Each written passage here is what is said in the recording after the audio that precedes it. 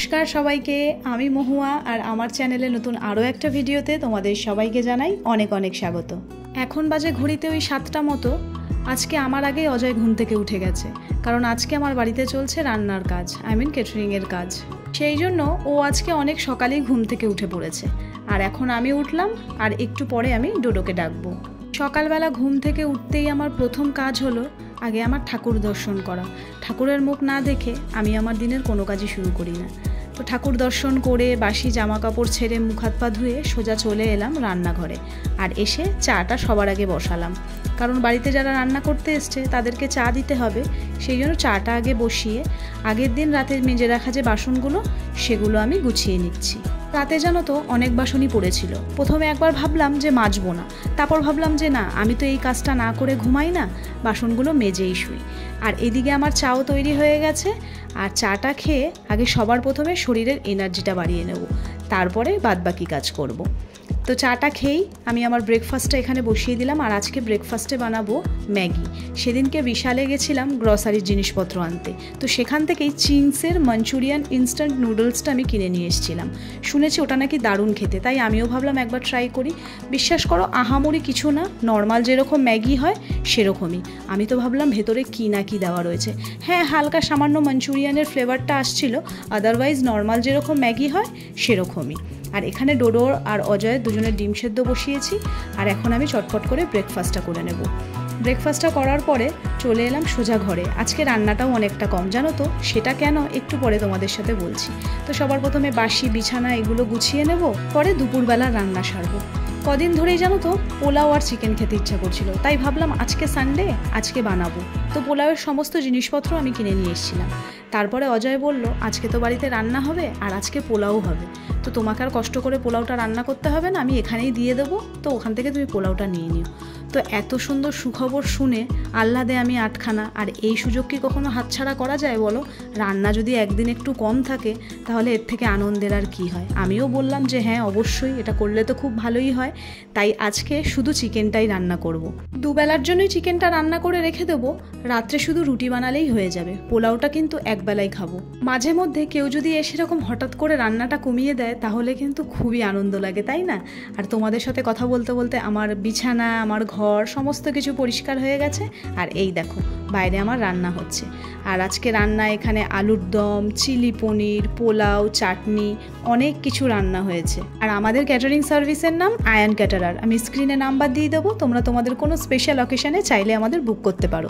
যাই হোক, দৌড়ে চলে এলাম রান্নাঘরে, কারণ চটপট চিকেনটা রান্না করতে হবে, কারণ ডোডো 3টের সময় যাবে ড্রয়িং ক্লাসে। তো তার আগে রান্না করে আমাকে ওকে খেতে দিতে হবে। আর আজকে চিকেনটা একটু অন্যরকমভাবে বানাবো। আমি প্রত্যেক সপ্তাহে চিকেনটা নানা রকম করে ট্রাই করার চেষ্টা করি, একঘেয়েমি তো ভালো লাগে না। তাই আজকে ভাবলাম না, সব মশলা দিয়ে চিকেনটাকে আগে ভালো করে ম্যারিনেট করে তারপরে চিকেনটা রান্না করব। অন্যান্য দিনে তো কড়াইয়ে মশলা দিয়ে তারপরে চিকেনটা কষিয়ে রান্না করি, তো আজকে একটু অন্যরকমভাবে রান্না করব।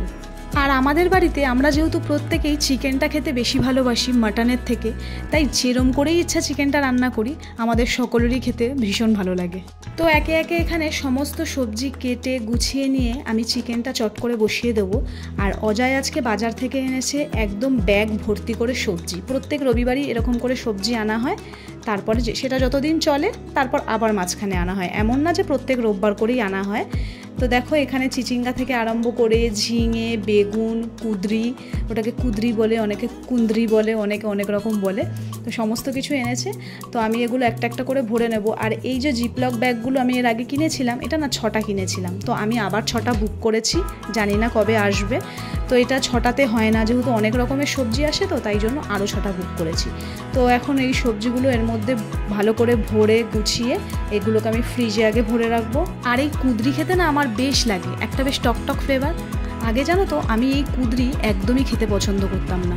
অজয় একদিন আমাকে জোর করে রান্না করিয়ে বলল তুমি একবার খেয়েই দেখো, যদি ভালো না লাগে তাহলে আর কোনোদিনও জোর করবো না। তখন আমি খেয়ে দেখলাম যে হ্যাঁ সত্যি তো দারুণ খেতে। তাই সমস্ত জিনিস একবার হলেও টেস্ট করার দরকার, নইলে আমরা কী করে তার স্বাদ বুঝতে পারবো বলো।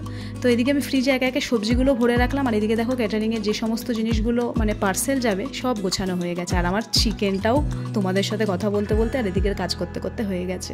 আমার আগের ভিডিওতে আমাকে মালা ঘোষ বলে একটা দিদিভাই কমেন্ট করেছে আপনি কোথায় থাকেন সেটা বলার জন্য। তো দিদিভাই আমি থাকি হচ্ছে রাজারহাট নিউ টাউন। সাবিনা বলে একটা দিদিভাই কমেন্ট করেছে যে লাইক দিয়ে ফুল ভিডিওটা দেখলাম। তো অনেক অনেক ধন্যবাদ দিদিভাই, এইভাবেই আমার পাশে থাকবেন, আমাকে সাপোর্ট করবেন আর আমার ভিডিওগুলো দেখবেন। আপনাদের এই একটা কমেন্টই আমাকে অনেক বেশি উৎসাহ যোগায়, আমাকে অনেক বেশি এনার্জি দেয় আরও ভালো ভালো ভিডিও করার জন্য। তাই আপনাদের কাছে রিকোয়েস্ট, ভালো লাগুক খারাপ লাগুক প্লিজ একটা করে ভিডিওতে কমেন্ট করবেন। নইলে আমি কি করে বুঝবো যে আমার ভিডিওটা আপনাদের আদৌ ভালো লাগছে কিনা বা আপনাদের অবধি পৌঁছচ্ছে কিনা। তোমাদের সাথে গল্প করতে করতে আমার কিন্তু রান্নাঘরের সমস্ত কাজ হয়ে গেছে। আর এইটা দেখো, এটা হচ্ছে আমার রান্নাঘরের ছোট ডাস্টবিন। এটা কিন্তু আমাকে খুব সাহায্য করে। এরকম যদি একটা ছোটোখাটো ডাস্টবিন রান্নাঘরে থাকে না, তাহলে কাজটা অনেকটা ইজি হয়ে যায়। আর এইটা আমি কিনেছিলাম বিশাল থেকে, আর এটার দাম নিয়েছিল ওই 69 কি 79 এরকম হবে, এখন আমার সঠিক মনে নেই। তবে হ্যাঁ, এটা কিন্তু আমাকে কিনে দিয়েছিল আমার মা বিশালে গেছিলো, মায়ের জন্য একটা কিনেছিল আর আমার জন্য একটা কিনেছিল। আমার মা যখনই যেখানে যায় নিজের জন্য একটা জিনিস কিনলে আমার জন্যও একটা জিনিস কেনে। মারা তো এরকমই হয় না, বলো? তাহলে চলো এখন রান্নাঘরের কাজ সেরে চটপট করে স্নানটা সেরে নিই। আর স্নান সেরে আমি আমার পুজোটাকেও সেরে নিলাম। পুজো দিয়েই বসে গেলাম লাঞ্চের থালি নিয়ে, পোলাও আর চিকেন কষা। অনেকদিন ধরে খেতে ইচ্ছা করছিল, তো তাই সামনে দেখে আর লোভ সামলাতে পারছিলাম না। তারপর বেশ খানিকক্ষণ বিশ্রাম নিয়ে ডোডোকে নিয়ে চলে এলাম সুইমিংয়ে। হ্যাঁ, আমি এখন ওকে সুইমিংয়ে নিয়ে আসি না, ওর ক্লাস 6টা 15 থেকে। কিন্তু যেহেতু রবিবার করে আমার ডান্সের ক্লাস থাকে, আর ওকে না 6টা 15 ক্লাসে নিয়ে আসলে আমার বাড়ি যেতে যেতে বেজে যায় 7:30টা।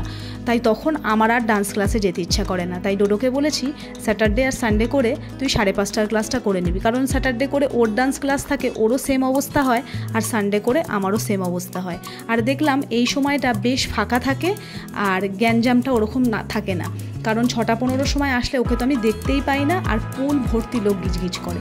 তো সুইমিং থেকে এসে আমি ভাবলাম কেননা আটাটা মেখে তারপর ডান্স ক্লাসে যাওয়া যাক, তাহলে এসে আর হেডেক থাকবে না কোনো রকম, চট করে আমি রুটিটা বানিয়ে নিতে পারবো। ঘরের কাজ কিভাবে কতটা এগিয়ে রাখা যায় সেটা তো আমাদেরকেই খেয়াল রাখতে হবে না, যে কোন কাজটা কিভাবে করলে খুব তাড়াতাড়ি কাজটা হয়ে যাবে আর আমাদের অনেকটা হেল্প হবে।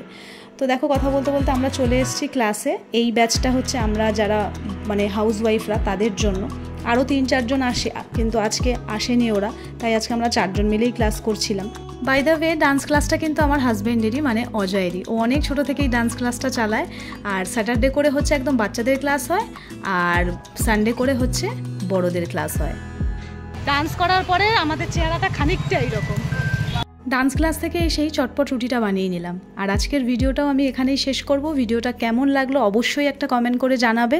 খুব তাড়াতাড়ি দেখা করব নতুন আরও একটা ভিডিওর সাথে। ততক্ষণের জন্য সবাই ভালো থাকবে আর নিজেদের খেয়াল রাখবে। টাটা।